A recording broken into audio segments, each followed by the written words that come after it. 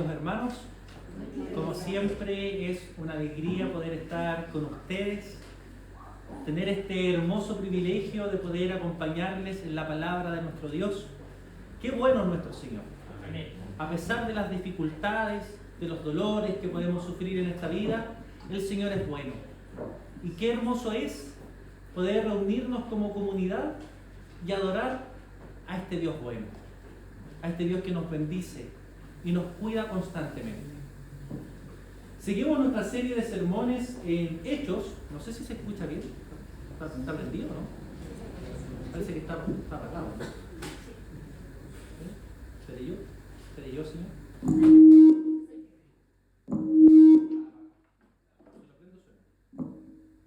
Ahí parece. ¿Ahí sí? Ya, todo de nuevo. Ese chiste lo dije el domingo pasado. El Señor es bueno. Y seguimos en nuestra serie acerca de Hechos viendo diferentes cosas. A manera de recopilación, podríamos nosotros decir que en el capítulo 1 vemos cómo los discípulos de Dios debían esperar una promesa. ¿Cuál era esta promesa? A ver si se acuerdan. El derramamiento del Espíritu Santo, ¿para qué? Para empoderarlos, para que sean testigos a las naciones. En el capítulo 2, nosotros vemos que esa promesa se cumple y vemos cómo el Espíritu Santo es derramado en sus discípulos y ¿qué comienzan a hacer? Hablar en lenguas, es decir, otros idiomas, ¿ya? Idiomas verdaderos, hermanos. ¿Y para qué? Para ser fieles testigos de nuestro Señor.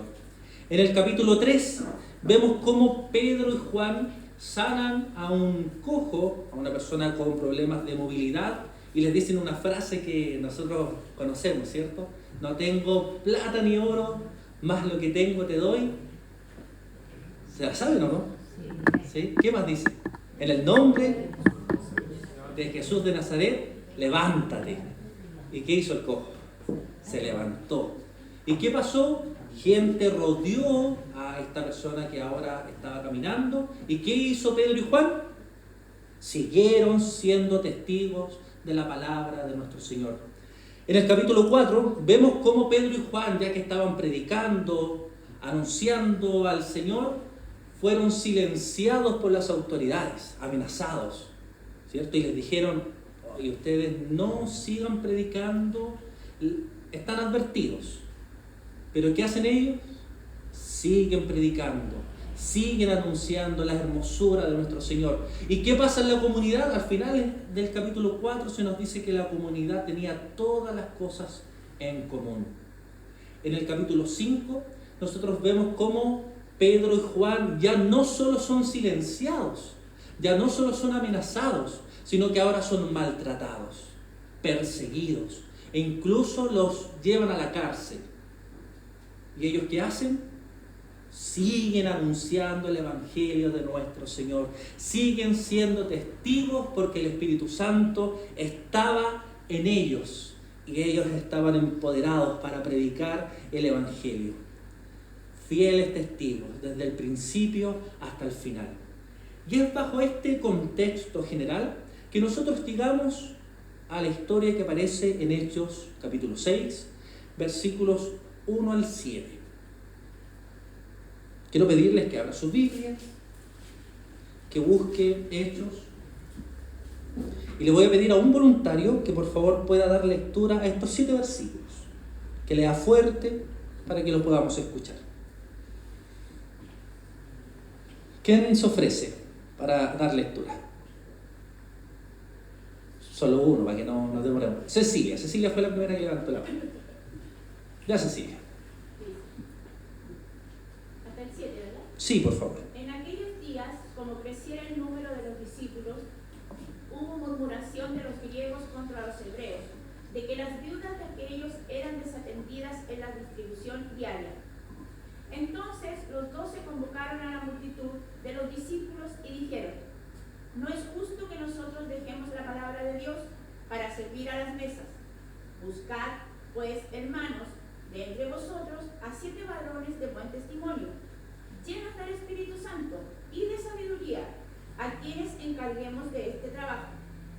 Y nosotros persistiremos en la oración y en el ministerio de la palabra.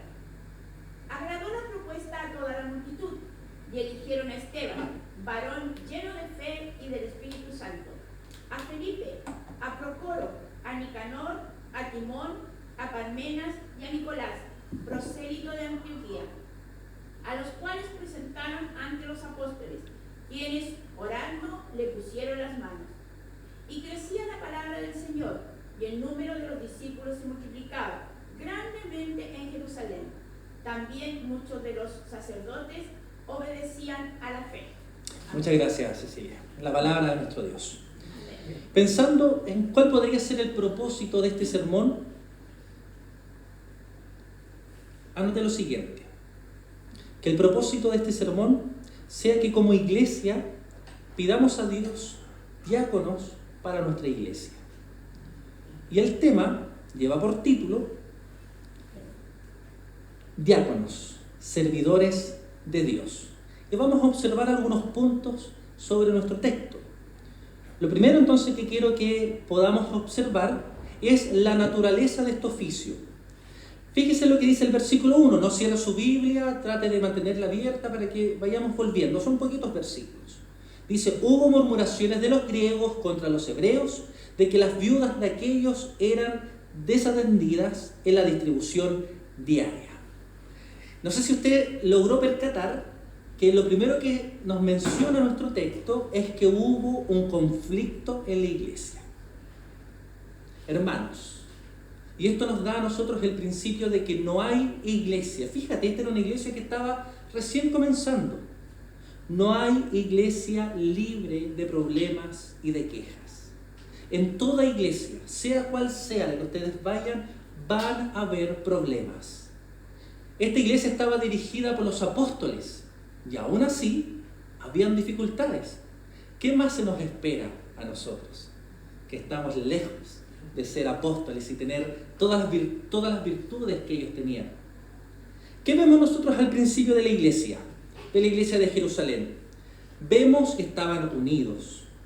Vemos que ellos vendieron todas sus propiedades y las donaron a la iglesia.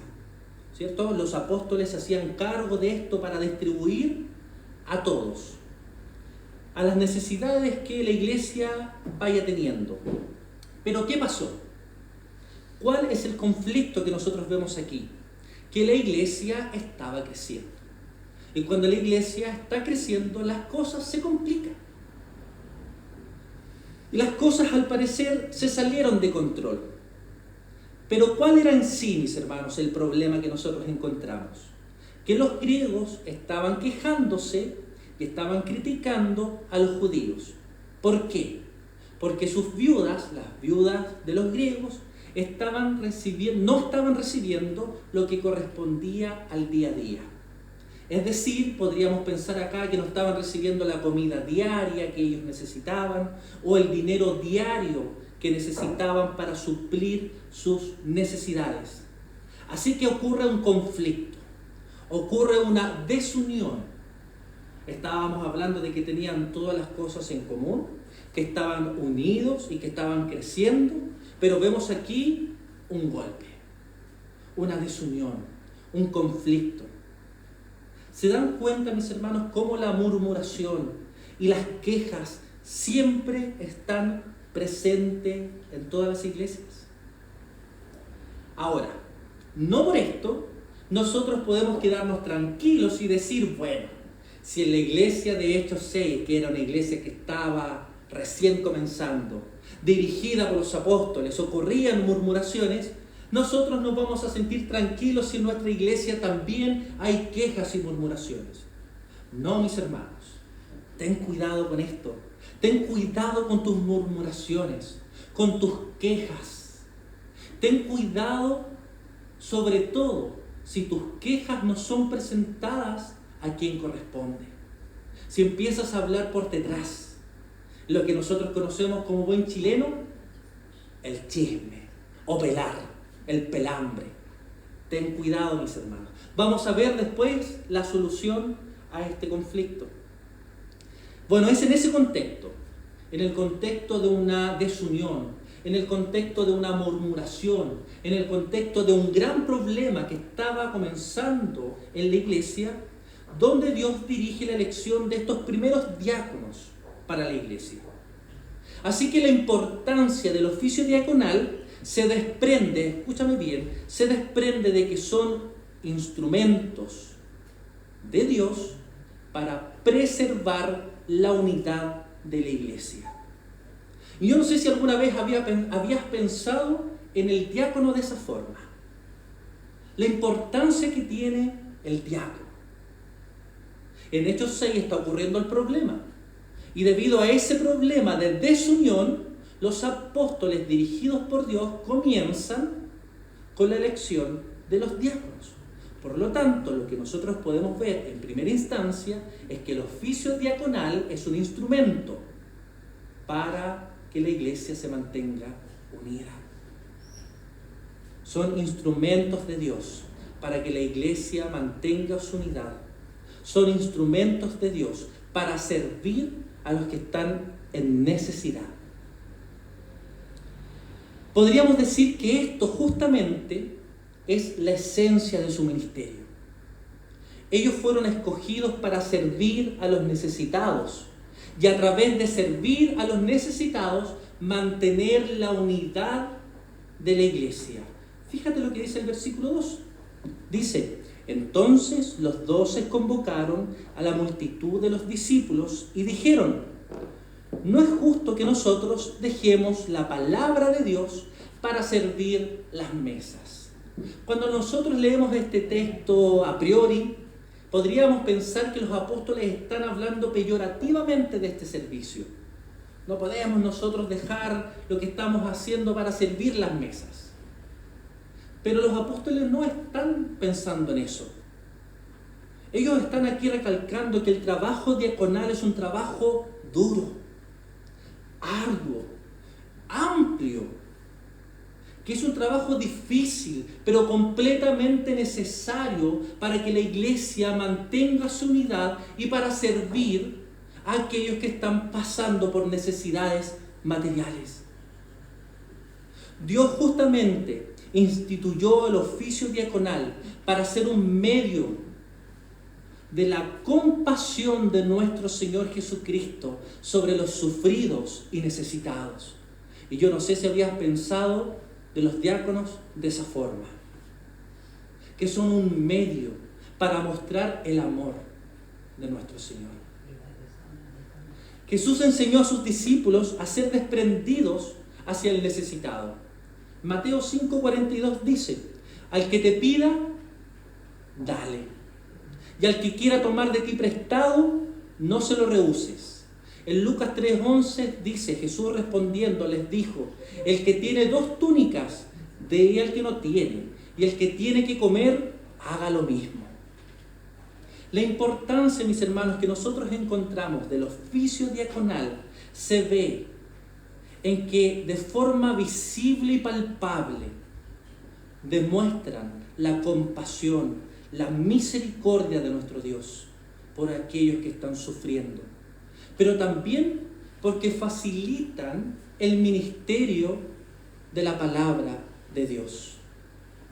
Los apóstoles dijeron que habían tales necesidades, que era cierto que ellos a lo mejor no podían cumplir y abarcar con todas las necesidades que se estaban presentando en la iglesia, que no todas podían ser suplidas por ellos, pero que todas debían ser suplidas, pero no a costa del descuido de lo más importante, la predicación del Evangelio. Es por eso que en el versículo 4 dice: y nosotros persistiremos en la oración y en el ministerio de la palabra.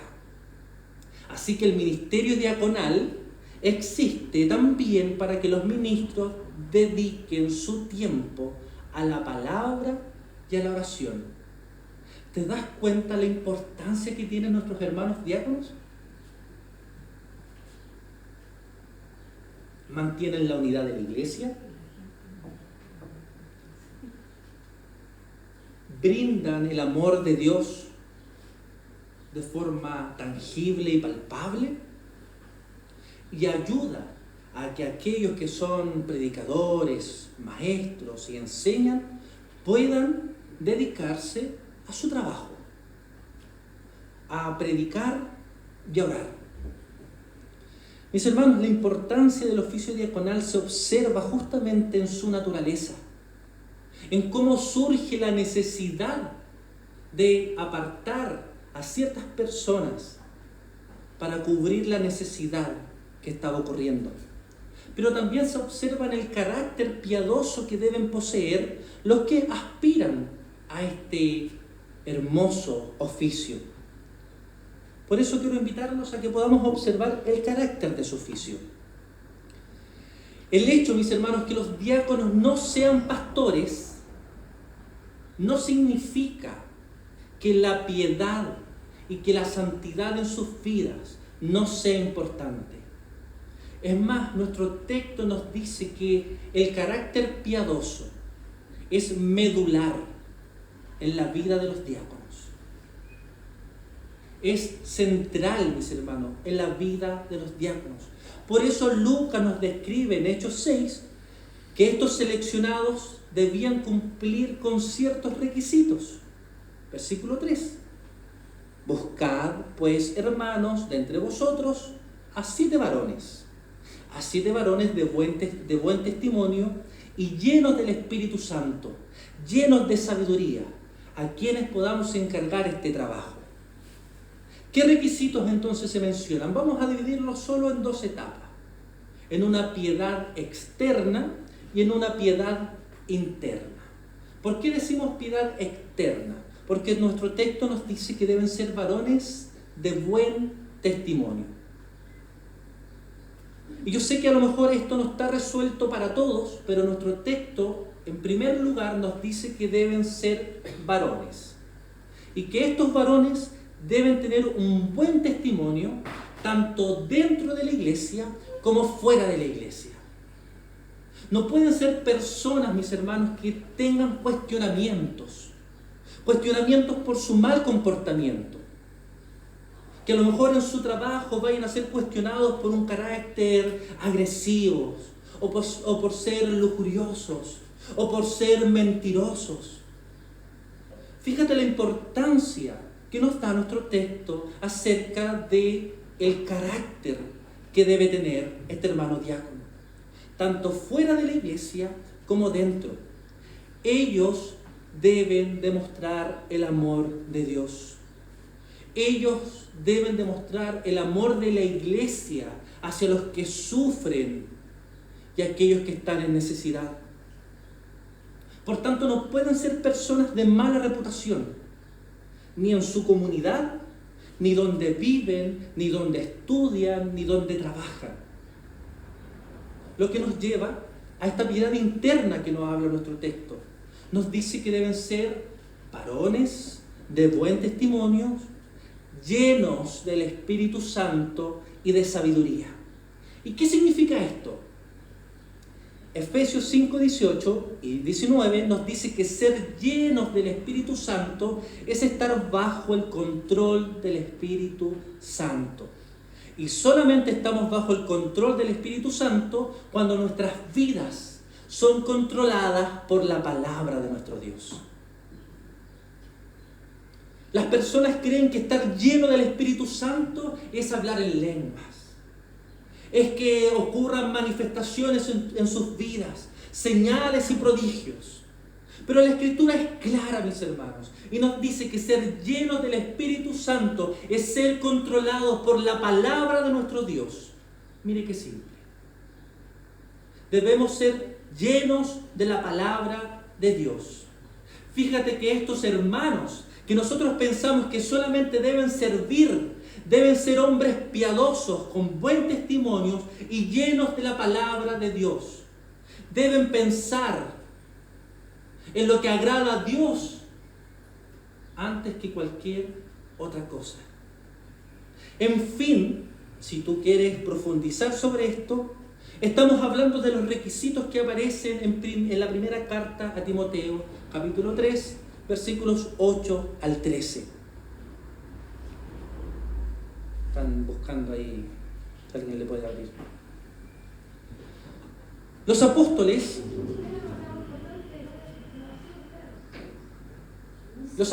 le propusieron a la iglesia que buscaran a estos hombres piadosos, y a la iglesia le agradó esta idea. Fíjate lo que dice el versículo 5. Dice: agradó la propuesta a toda la multitud y eligieron a Esteban, varón lleno de fe y del Espíritu Santo, a Felipe, a Prócoro, a Nicanor, a Timón, a Parmenas y a Nicolás, prosélito de Antioquía, a los cuales presentaron ante los apóstoles, quienes orando les impusieron las manos. Luego de que fueron seleccionados, ¿cuántos diáconos? 100. ¿Cierto? Fueron seleccionados para este oficio diaconal. El versículo 6 nos dice que fueron presentados ante los apóstoles, quienes orando les impusieron las manos. Estos diáconos, mis hermanos, fueron ordenados por los apóstoles, porque los apóstoles eran los encargados en ese momento. ¿Qué hicieron? Oraron por ellos, pidiéndole a Dios que los bendiga, que los capacite. ¿Para qué? Para que puedan cumplir con el trabajo para el cual fueron llamados. No se distraigan.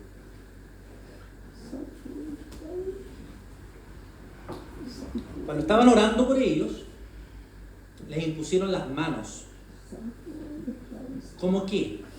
Como una señal de ordenación, como una señal de autoridad, como una señal de consagración, simbolizando que recibían la gracia del Espíritu Santo para llevar a cabo tan importante trabajo.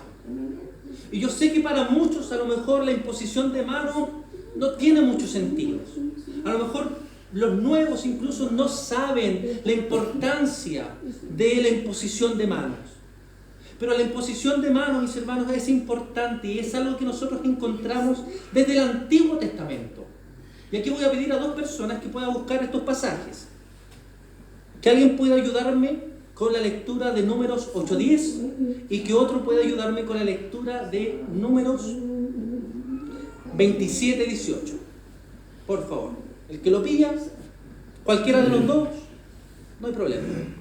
Andrés, ¿tú tienes uno? Sí. Ya. Y cuando hayas acercado a los levitas delante de Jehová, pondrán los hijos de Israel sus manos sobre los levitas. Perfecto. Los levitas era un pueblo que estaba apartándose para algo puntual, la consagración del templo. Ellos estaban siendo separados para que pudieran colaborar en el templo para la adoración y para el servicio. ¿Y qué se nos dice? Que fueron apartados y que se les impusieron las manos. El número 27, si alguien lo tiene, número 27:18. El Señor dijo a Moisés: toma a Josué, hijo de Nun, en quien mora el Espíritu, pon tus manos sobre él. Le voy a pedir a presbítero César con el presbítero Daniel si pueden acompañarla y si la pueden llevar para atrás, por favor.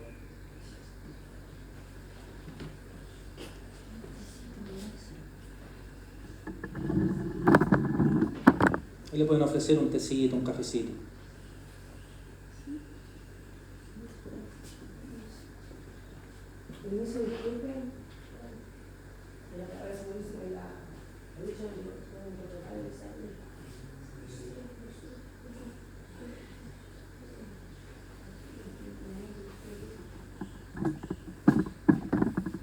Ya, mis hermanos, estábamos en la imposición de manos, no se pierdan.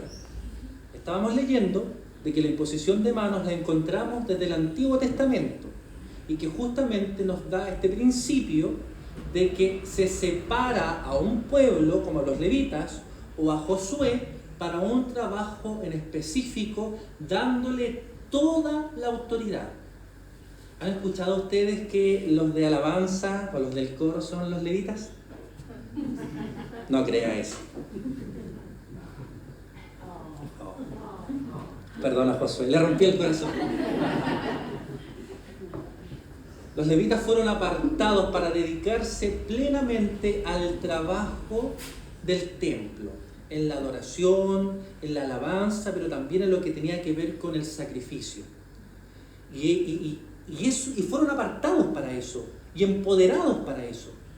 Y también lo vemos en Josué, que fue apartado ¿para qué? Para ser el sucesor de Moisés, con toda la autoridad que Moisés tenía. Luego vemos que Jesús usa las manos para sanar. Y yo no sé si habían pensado en eso, en la importancia que tiene para Jesús usar sus manos para sanar. Vemos cómo Él pone las manos en las personas y ora por sanidad. Y luego, en el Nuevo Testamento, vemos que la imposición de manos marca públicamente el inicio formal de un nuevo ministerio, lleno de autoridad para gobernar la iglesia. Es por eso que si ustedes han estado presentes cuando nosotros apartamos a presbíteros o a diáconos, ¿qué hacemos en medio de la ceremonia? Oramos por ellos y le imponemos manos como señal de autoridad, mis hermanos. Como señal de que ellos ahora públicamente comienzan su trabajo de ser servidores del Señor en la iglesia. Es importante todo esto, mis hermanos, porque los diáconos, el oficio diaconal, es un don de nuestro Señor Jesucristo para el beneficio de la iglesia. Debemos orar para que el Señor nos supla. Debemos orar para que vaya capacitando a los diáconos, porque son importantes para la vida de nuestra iglesia. Y quiero mencionarles algo. Los diáconos no son asistentes de los presbíteros. Los diáconos no son los asistentes de los presbíteros. Son compañeros en el trabajo de ser testigos de Dios. Ser diácono no es menos que ser presbítero. Son oficios diferentes, tareas diferentes, dones diferentes, pero no son más el uno que el otro. Mis hermanos, la importancia del oficio diaconal se observa en la naturaleza de su oficio, en el carácter piadoso que deben poseer los diáconos, pero también en la cosecha de su oficio. Versículo 7. Y crecía la palabra del Señor, y el número de los discípulos se multiplicaba grandemente en Jerusalén. También muchos de los sacerdotes obedecían a la fe. La ayuda que proporciona el oficio diaconal al ministerio pastoral de la iglesia es un instrumento para el crecimiento de la iglesia. La ayuda que proporciona el oficio diaconal al ministerio de la predicación, al ministerio del evangelismo, es un instrumento, mis hermanos, para el crecimiento de la iglesia. La iglesia creció. Nosotros vemos esto en Hechos.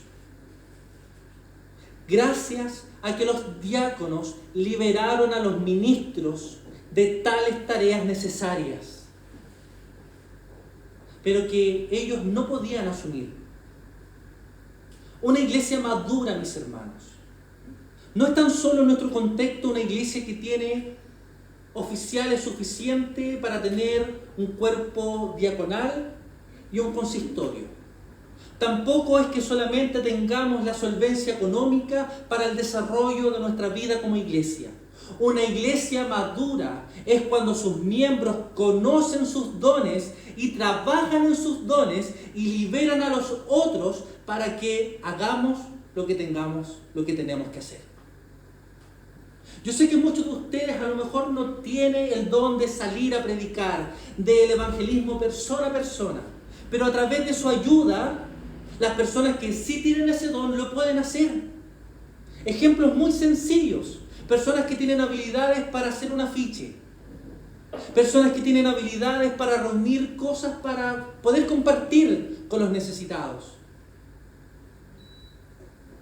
ayudando entonces a que aquellas personas que tienen este don de poder predicar y salir a evangelizar, lo puedan hacer tranquilamente, porque no tienen que hacer todo lo otro. Hermanos, y si nosotros vemos la vida de nuestra iglesia, podemos decir, gracias Señor porque nuestra iglesia ha crecido. Gracias Señor porque cada día vemos cómo Él va añadiendo personas, cómo va atrayendo a nuevos miembros, cómo ha estado capacitando a los miembros de su iglesia. Hemos visto pequeñas mejoras en la infraestructura y cómo tratamos de cada día hacer una iglesia más cómoda, más hermosa. No teníamos estufa, ahora tenemos estufa. No teníamos cojines, ahora tenemos cojines. Estaba a lo mejor no tan hermoso acá arriba, ahora está más hermoso. Y de a poquito hemos crecido. Tenemos nuevos predicadores. Y damos gracias a Dios, porque Él va supliendo nuestras necesidades. Y el próximo domingo tenemos un nuevo predicador. Spoiler. Y qué emoción puede provocar todas esas cosas a nuestro corazón. Qué alegría, mis hermanos, es ver cómo vamos creciendo juntos, cómo vamos madurando juntos. Algunos de ustedes estuvieron o llegaron cuando aquí habían solo 7, 8 personas. Hoy vemos un gran número. Y pidamos a Dios que sigamos creciendo. Debemos pedir a nuestro Dios crecer y madurar.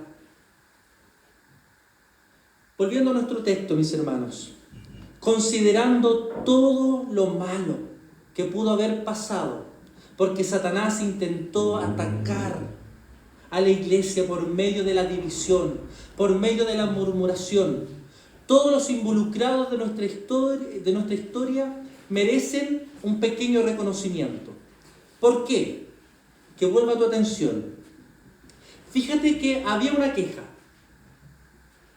Se quejaron, pero hicieron lo correcto. Y esto nos dice, mis hermanos, que la queja no es el problema. Nosotros podemos tener algo que nos está molestando. La queja no es el problema. El problema es si nosotros no se lo decimos a la persona correcta y necesaria. Los que tenían una queja expresaron su queja, dieron a conocer su necesidad, en vez de estar murmurando por detrás, confiaron en la solución de los apóstoles. Por otro lado tenemos a los judíos, que también hicieron lo correcto. ¿Por qué? Porque reconocieron que los griegos tenían una necesidad legítima y confiaron en la solución de los apóstoles. Es importante, mis hermanos, que el liderazgo sea sensible a las necesidades de la iglesia y acoger estas solicitudes y cambiar si es posible. Los 7 varones que fueron escogidos también hicieron lo correcto. ¿Por qué? Porque aceptaron su llamado, aceptaron este servicio difícil, complejo y sin glamour. Porque el trabajo diaconal, mis hermanos, es un trabajo arduo y que muchas veces no tiene reconocimiento. Muchos hombres anhelan ser presbíteros o pastores simplemente para ser reconocidos y vistos por la iglesia. Muchos rechazan su llamamiento diaconal porque es un trabajo sin glamour, sacrificado y cuestionado en muchas ocasiones. Y vemos también que los apóstoles hicieron lo correcto. ¿Por qué? Porque respondieron a la necesidad sin distraerse de su trabajo principal. Respondieron a la necesidad sin distraerse de su trabajo principal, que era predicar el Evangelio, anunciar el Evangelio, ser testigos fieles de Dios. Pero fueron sensibles, líderes en formación, los que están a cargo de ciertos grupos.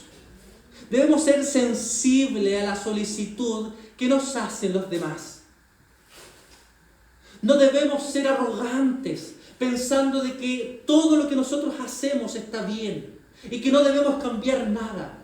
Debemos ser sensibles, orar y cambiar por amor a los demás. Y debido a esta situación, debido a que los apóstoles manejaron todo como es correcto, como es debido, con sabiduría, con sensibilidad hacia los ofendidos, ¿qué ocurrió? El Evangelio continuó avanzando. El Evangelio siguió propagándose. Mis hermanos, a veces los problemas y las murmuraciones hacen que el trabajo de la iglesia se centre solo en la iglesia. Y nos estancamos y nos convertimos en pozos sin agua, que no sirven para nada, mis hermanos. Pero si somos sensibles a las necesidades y el Señor nos da la correcta sabiduría, vamos a crecer. Porque vamos a buscar una solución sin dejar de hacer lo que es completamente necesario: predicar la palabra de nuestro Señor. Fíjate que la iglesia dio diáconos al Espíritu Santo y recibió servidores con pasión por Dios y por su iglesia. Los discípulos eligieron diáconos llenos del Espíritu Santo y recibieron mártires y evangelistas llenos del Espíritu Santo. Sermón que vamos a ver el próximo domingo. Los hombres fueron escogidos para servir las mesas. Algo que nosotros podemos decir, qué trabajo más simple y banal.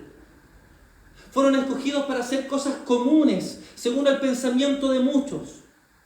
Pero se encontraron haciendo señales y prodigios entre el pueblo. ¿Para qué?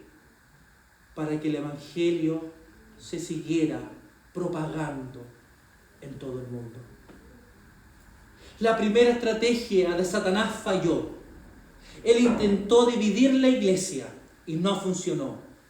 La segunda estrategia de Satanás también falló, porque los apóstoles no fueron distraídos del ministerio de Dios.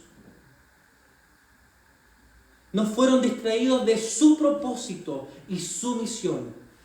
Mis hermanos, cuando tenemos claro nuestras prioridades, la iglesia va a crecer, va a madurar. Que el Señor permita entonces conocer nuestros dones. Que el Señor permita que conozcamos nuestros dones. Que trabajemos para que nuestro Dios sea glorificado y para que nosotros nos gocemos en el servicio hacia nuestro Dios. Oremos y pidamos a Dios que seamos una iglesia madura, que entienda su misión y sus propósitos. Oremos ante el Señor. Amado Señor, delante de